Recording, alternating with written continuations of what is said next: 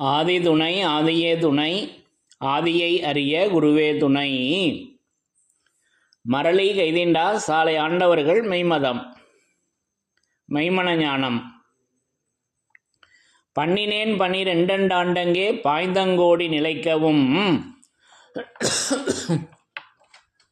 பண்ணினேன் 12 ஆண்டங்கே பாய்ந்தங்கோடி நிலைக்கவும், பரமகாந்தல சூளமென்னிட கரம்பிடி என ஈந்தனரு. எல்லோருக்கும் நமஸ்காரம். விரிபுவன வேதமாமறைகளின் அதிகாரண செழுங்கலை கருவூலத்து ஆண்டவர்கள் திருவாயுரை விரிப்பு. இந்த மெய்ப்பாதை வேறு. வேதம் ஆசான் திருமேனி. வேதத்தை ஓதினாலே புண்ணியம். வேதங்கள் பூராவும் தித்திக்குது. திருமறை குரு பெருமான். திருமறை குரு தீன் திருமேனியர். வேத ஏட்டில் எழுதியுள்ளதை படிப்பதன் பயன் இறைவனை காண்பதுதான். தலைவன் தன்னை அறிந்தவனே குலத்தோன் என்று திருவேதம் உமக்கு உரைக்கச் சொன்னது எம்மை என்ற நமது பெருமான் அவர்களின் உத்தரவின்படி நமது தெய்வம் அவர்கள் என்றென்றும் நமக்கு வையமதில் எவரும் இதை அறியவென்று மாதவத்து வேதமுனி வரைந்த வாக்கே. மாதவத்து வேதமுனி வரைந்த மௌனதாரையே என்ற நமது தெய்வம் அவர்களின் உத்தரவின்படி நமது தெய்வம் அவர்கள் என்றென்றும் அந்த வேத முனியாக, அந்த வேத முனியாக நமக்கு எப்பவும் திருவேதமாக, வேதம் ஆசான் திருமேனியாக, திருமறை குருபெருமானாக நமக்கு விளங்கி கொண்டு எப்பவும் இருக்கின்றார்கள். அப்போ அவர்கள் இறக்கிய அந்த திருவேதத்திலிருந்து யமனை வென்ற திருமறையின் சிறப்புகள் என்ற தலைப்பில் வேத வாக்கியங்களை ஒவ்வொன்றாக நம்முடைய 4 வேதங்களிலிருந்து மட்டும் ஒவ்வொன்றாக படித்து தரிசனை செய்து வருகிறோம். அந்த வகையில் இந்த பதிவிற்காக, இன்றைக்கு இந்த பதிவிற்காக நான் எடுத்துக்கொண்டது நம்முடைய திருமெஞ்ஞான குரலிலிருந்து ஒரு திருவாக்கியத்தை எடுத்துக்கொண்டேன். இந்த திருவாக்கியத்தில் அந்த யமனை வென்ற அந்த ஆயுதம் எப்படி நமக்கு திருமறையாக எடுத்து தெய்வம் அவங்க எடுத்து வழங்கியிருக்காங்க என்பதை எளிமையாக நமக்கு அதை திருவாக்கியத்தில் எடுத்து வச்சுருக்காங்க. அதை படித்து மிக மிக எளிமையாக படித்து தரிசனை செய்யலாம்.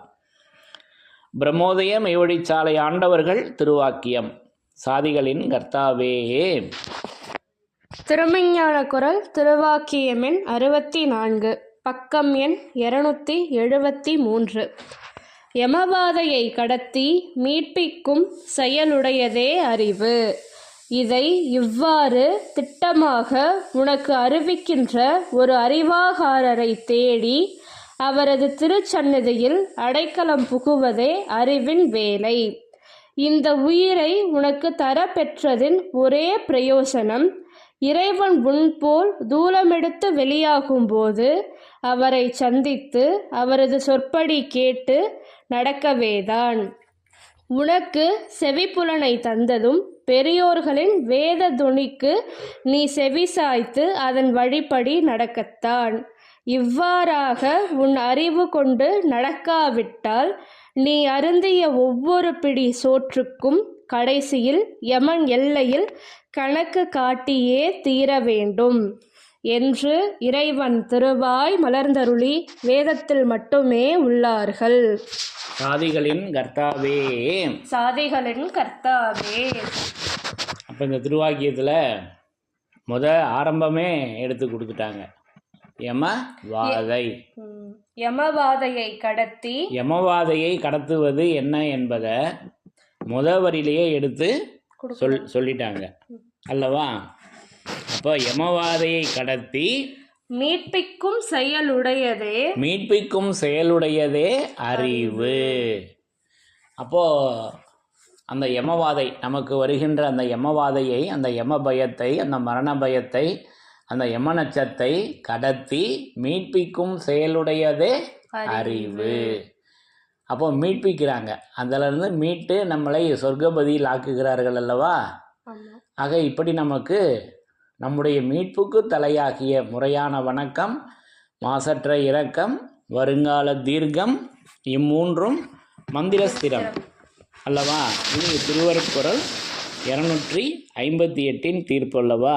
இப்படி அது முறையான வணக்கம். அப்போ அது முறை. அப்போ முறையான வேதாந்தமெல்லாம் முன்னுதுப்பில் ஊறி வந்து மூதூர் ஏற்றும். அப்போ முறையான வணக்கம் அது வேதாந்த வணக்கமாக எடுத்து வச்சுருக்காங்க அல்லவா. அது கைகால் போய் முட்டாத பூசை வணக்கம். இதெல்லாம் நம்ம நிறைய அதை பற்றி பேசியிருக்கோம் அல்லவா. அதை ஒவ்வொரு இடங்கள்லையும் அதை நமக்கு மீட்பாக இங்கே நமக்கு தர்றாங்க. அப்போ அந்த யமவாதையை கடத்தி மீட்பிக்கும் செயலுடையதே அறிவு. அப்போ அந்த அறிவு நம்ம எல்லாரும் என்ன நினச்சிக்கிட்டு இருக்கோம், நம்மக்கிட்ட இருக்குது, நம்ம இந்த தூளத்தில், நம்ம இப்போ ஒரு தூள தேகத்தில் இருக்கோம் அல்லவா, இதில் இருக்குது அப்படின்னு நம்ம நினச்சிக்கிட்டு இருக்கோம். ஆனால் அந்த அறிவு என்பது இதில் இருக்கா அப்படின்னா, என்னுடைய புரிதலில் 5 அறிவு இருக்குங்க. 6 அறிவு உடல் எடுத்திருக்கோம். ஆனால் எத்தனை அறிவு இருக்குது? 5 அறிவு தான் இருக்குது. ஆனால் அந்த 6வது அறிவுக்கு பேர் தான் அறிவு. சரியா? அது 6வது அறிவுக்கு பேர் தான் அறிவு. அப்போது நம்ம வேலை செய்கிற இடத்துலையோ படிக்கிற இடத்துலையோ ஏதாவது நம்ம ஒரு தவறு பண்ணிட்டோன்னு வச்சிங்களேன், நமக்கு மேலே உள்ள அதிகாரிகள் வாத்தியார்கள் ஒரு வேலையை சொல்கிறாங்க, நம்ம செயலை ஏதாவது தவறாக செஞ்சிட்டோம்னா அவங்க கோபம் வந்து பட்டுன்னு என்ன கேட்பாங்க, அறிவு இருக்கா அப்படின்னு கேட்பாங்க. அறிவு இருக்கா உனக்கு? எவ்வளோ அனுபவம் இருக்குது. எனக்கெல்லாம் ரொம்ப அனுபவம், ஜாஸ்தி அனுபவம். நான் நிறைய பேர்கிட்ட இப்படி திட்டு வாங்கியிருக்கேன். பள்ளிக்கூடத்தில், வேலை செய்கிற இடத்துல, கம்பெனியில், ஆஃபீஸில். ஏன்னா அது நமக்கு திருப்பி கோபம் வந்துடுது. ஏன்னா நம்மளை பார்த்து அறிவு இருக்கான்னு கேட்குறானே இந்த ஆள், மனசுக்குள்ள நினைப்போம். ஆனால் அதை திருப்பி கேட்க முடியுமா? ஒரு வாத்தியாரை போய் கேட்க முடியுமா? அதிகாரியை, உயர் அதிகாரிகிட்ட அப்படி கேட்க முடியுமா? ஆனால் கோபம் வருது நமக்குள்ள. அவருக்கு எப்படி கோபம் வந்ததோ அதை போல் நமக்கும் கோபம் வருது. அப்போது அந்த 6வது அறிவை அனுபவிக்கக்கூடிய வல்லபம் இருக்குது. ஆனால் இருக்கான்னா இல்லை. ஆனால் அனுபவிக்கக்கூடிய வல்லபம் இருக்குது. அப்போ அறிவு எங்கே தான் இருக்குன்னா நம்ம தெய்வத்துக்கிட்ட தாங்க இருக்குது. அந்த சர்வேஸ்வரன்கிட்ட, இறைவன்கிட்ட, அந்த ஈசன்கிட்ட தான் அந்த 6வது அறிவு இருக்குது அல்லவா. அந்த அறிவை அவர்கள் அப்படியே இன்று வேதமாமறையில் எடுத்து வச்சுருக்காங்க. இதுவரைக்கும் வந்த அந்த விஞ்ஞான மகத்துக்கள் அவர்களிடம் இருந்த அந்த அறிவை பிறந்தனர் அறிவு பிழம்பெனும் கிரணர். அறிவு பிழம்பு இருக்கல்லவா, அதை அப்படியே வேதமாமறையாக தங்களுடைய வேதமாமறையில் அதை எழுதி வச்சுருக்காங்க. அப்போ அதை தான் நம்ம வந்து இந்த இதே திருமஞான குறள் 45வது திருவாக்கியத்தில் ஒரு சீவேசர் சந்நிதி முன்னிலையில் அவர்களால் மறுபிறப்பாளனாக ஆகி ஜீவதேகத்தில் நுழைந்து அந்த கோடி சூரிய பிரம்ம பிரகாசனை சந்திக்க செய்து வைக்கும் ஆகம துலக்க அறிவே 6வது அறிவு. ஆகம துலக்க அறிவே 6வது அறிவு. நேராக வந்துருச்சா அந்த 6வது அறிவு. அப்போ ஆகமம் துலக்கமாகணும். ஆகமம் என்றால் வேதம், பரிசுத்த வேத ஆகமம். சரியா? அப்போ 60வது வாக்கியம் திருவருட்குறளில் வேதம் இருக்கிறது, 6வது அறிவு இருக்கிறது, சூக்கும தேகம் இருக்கிறது. ஆகவே உனக்கு அவற்றை விளக்கித் தர பாரவான்களும் வருவார்கள் என்பது நிச்சயம். அங்கே 3 பொருளை கொடுக்குறாங்க. வேதம், 6வது அறிவு, சூக்கும தேகம். இதை 3ஐயும் ஒன்றாக பார்த்தால் விளங்கும். தனித்தனியாக பார்த்தா அது வேற, இது வேற, அது வேறன்னு தெரியும். அப்போது அந்த ஆகம துலக்க அறிவே 6வது அறிவு. ஆக இப்படியெல்லாம் நமக்கு அந்த யமனுடைய படரை என்ன பேசி வர்றாங்க இங்கே வாக்கியத்தில், யமவாதையை கடத்தி அந்த மீட்பிக்கும் செயலுடையதே அறிவு. அந்த அறிவினுடைய வல்லபம் என்ன வேலை செய்யுதுன்னா அந்த யமவாதையை கடத்தி மீட்பிக்கும் செயலுடையதே அறிவு என்று நேராக ஒரே வரியில் வழங்கிட்டாங்களே. அப்போ அந்த யமனை வென்ற திருமறை அது அறிவாக நான் இப்படி விளங்கி கொண்டிருக்கிறேன் என்று தெய்வம் அவங்க எடுத்து உரைச்சிட்டாங்களே. இது நம்ம ஏற்கனவே இது திருமறையின் சிறப்புகள், அந்த அறிவை நம்ம தரிசனம் செய்திருக்கிறோம் அல்லவா, இந்த 2 இடங்களையும். ஆக இப்படி அந்த அறிவாக அவங்க நின்று நமக்கு வருகின்ற அந்த யம பயத்தை, அந்த மரண பயத்தை நமக்கு கடத்தி விண்ணுலகத்தில் ஆக்குகிறார்கள் அல்லவா. இன்னும் தொடர்ந்து படிங்க. இதை இவ்வாறு திட்டமாக உனக்கு அறிவிக்கின்ற ஒரு அறிவாகாரரை தேடி அவரது திருச்சந்நிதியில் அடைக்கலம் புகுவதே அறிவின் வேலை. அப்போ அறிவின் வேலை, அறிவினுடைய வேலையும் என்னன்னு சொல்லிட்டாங்க. அந்த அறிவாகாரரை, அறிவுக்கு ஆகாரம், ஒரு அறிவாகாரரை தேடி அவரது திருச்சந்நிதியில் அடைக்கலம் புகுவதே அறிவின் வேலை. அப்போ அவர்களது திருச்சந்நிதி எப்படி இருக்கிறதுன்னா, அது மிஞ்சியே விஜயன் மனம் போலறிவுண்டாக்கும் எங்கள் வேதகுலநாதர் சந்நிதியாக அந்த சந்நிதி திருவேதமாக விளங்கி கொண்டிருக்கிறது அல்லவா. இந்த உயிரை உனக்கு தர பெற்றதின் ஒரே பிரயோசனம். அப்ப இந்த உயிரை கொடுத்துருக்காங்க. இந்த மாமிச தேகத்திலையும் ஒரு உயிர்னு சொல்லியிருக்காங்க. இதே திருமஞான குரல்லையும் நமக்கு தன் சப்தமாகிய உயிர் அப்படின்னு பேசி வர்றாங்க. 2 இருக்கு. நம்ம உயிர்னு என்ன நினைச்சிட்டு இருக்கோம், நம்ம உடம்புல இருக்குன்னு ஒரு அரூபத்தை நினைக்கிறோம் அல்லவா. அது எப்படி இருக்குதுன்னா, அது சப்தமா இருக்குது. அது சப்தமாகிய உயிர். அது என்ன பிரயோஜனத்துக்காக தரப்பட்டிருக்குன்னு பேசுறாங்க. அந்த சப்தம், இங்க சப்தத்தை நம்ம எடுத்துக்கணும்.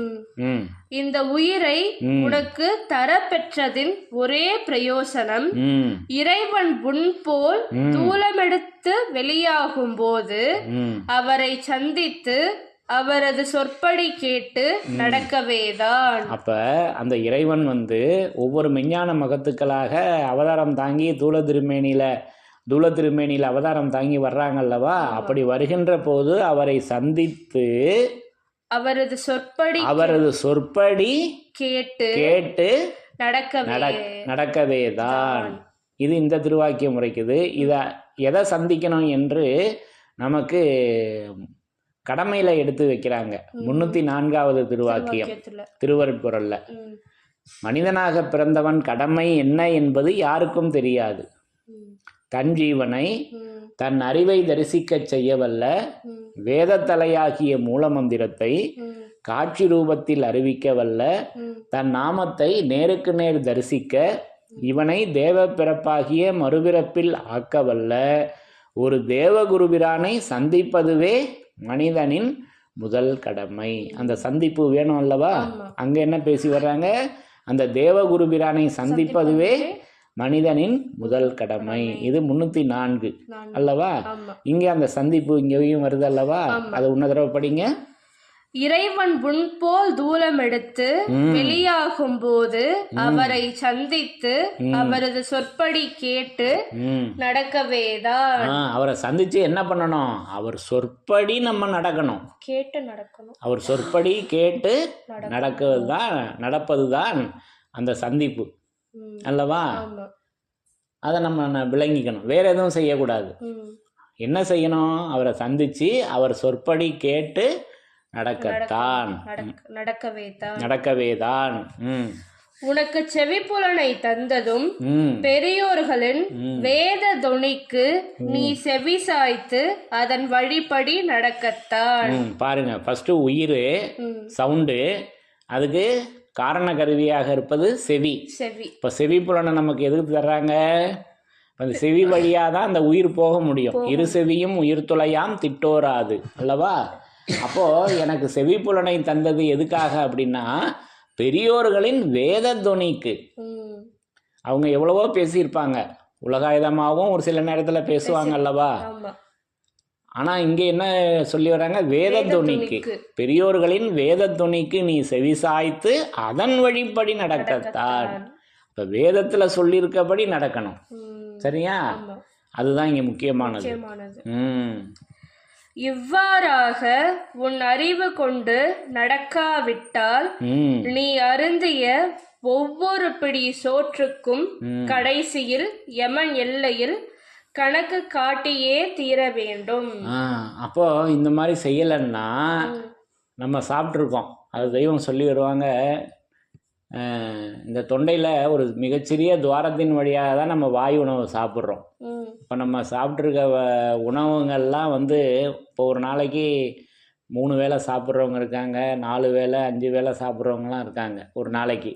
அவங்க சாப்பிட்ட உணவுகள் எல்லாம் வந்து தனித்தனியாக அரிசி சாதம் ஒரு பக்கம், குழம்பு ஒரு பக்கம், அவங்க சாப்பிட்ட பிரியாணி ஒரு பக்கம், இப்படி ஒவ்வொரு சாப்பிட்ட உணவுகளையும் இப்படி குமிச்சு வச்சா மலை போல் இருக்குமா.